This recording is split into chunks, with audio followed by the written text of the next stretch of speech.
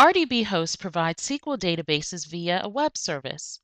In this introductory screencast, I will show you how to create a new account on rdbhost.com with your own new database, show you how to use the RDB admin online tool to create a new table in that database, and add a couple of records.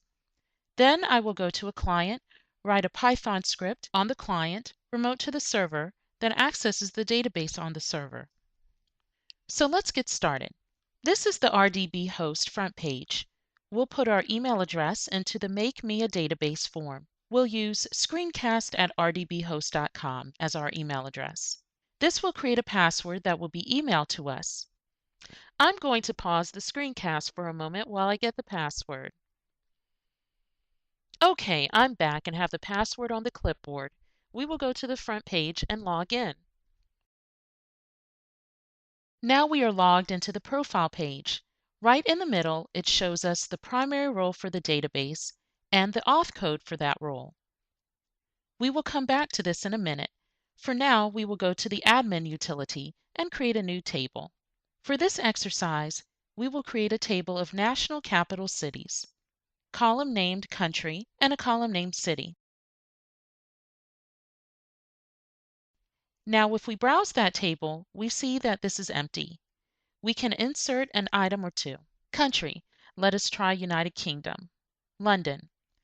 Another city, Russia, Moscow. And it shows us the table with 2 rows entered. Now we move to the text editor on the remote client machine. Like most DB API module scripts, this one starts with importing the DB API module. We need to create a database connection, so we create a connect method with the role and auth code. We need to retrieve those from the website, so we go to the profile page and copy the role and auth code.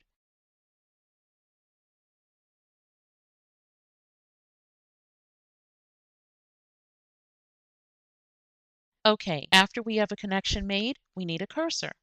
Our first query is a simple select city, country from capitals. We execute it.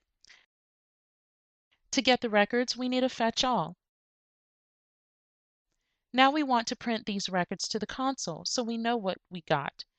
First, we'll print a title line, city tab country, and we iterate over the records.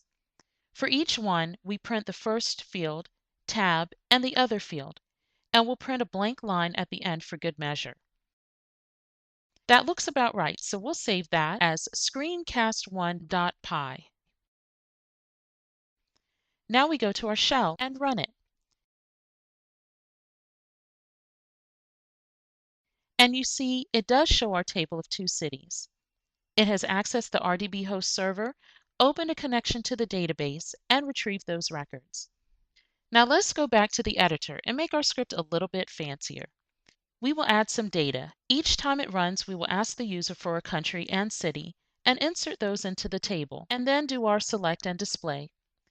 Our insert query is like insert into capitals field city, country.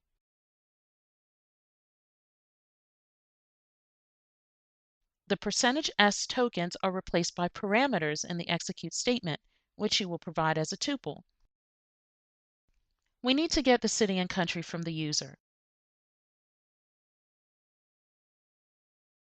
Okay, do a little bit of error checking. Then do the query. And just for formatting, let's put a blank line here.